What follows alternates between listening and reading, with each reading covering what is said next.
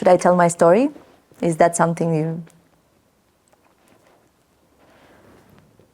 I should start with Dave. Dave was my fiancé and my best friend. We met when we both went for the same cab. He was in a hurry, so was I, who isn't. And we shared it. So we shared almost everything else from then on. It was the first week that I was here. When I wrote and told my friends in Spain that I met an American man in a yellow cab, they didn't believe me. And I said, yes, it's true, it happens, even to someone like me. Dave was all American, you know, the athletic type. He played basketball in college. He was gorgeous. And he made me feel the most beautiful woman on earth, so you can see how special he was. Dave was killed in the North Tower, where he worked. I was in the South Tower, as I said, on the 78th floor.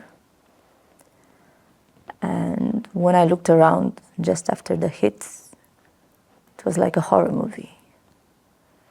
I was choking on the smell of burnt skin and people's inside. And then I realized my right arm was on fire, so it's funny, what came to me was what I learned in school. I threw myself on the floor and rolled to put it out. In amongst all that chaos, all the panic and the screaming, I kept thinking about my white wedding dress and swearing my love to Dave. We were supposed to get married that October. And I believe it was him, on his way to heaven, who let me out of there.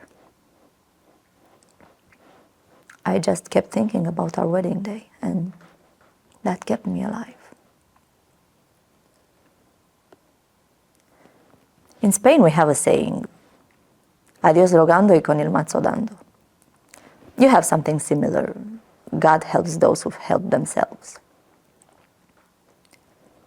We should help each other. At the moment, we have to stand outside the sites with tourists and souvenir sellers. It's disgraceful. I want to do whatever I can to secure access to Ground Zero for those of us who feel it will help in the grieving process. I work for Merrill Lynch. That's what I was doing in the South Tower.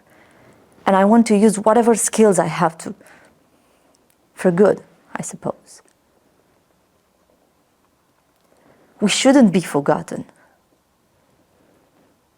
I know I sound like a politician, and God knows we've had enough of them. But I think it's really important. We shouldn't be forgotten.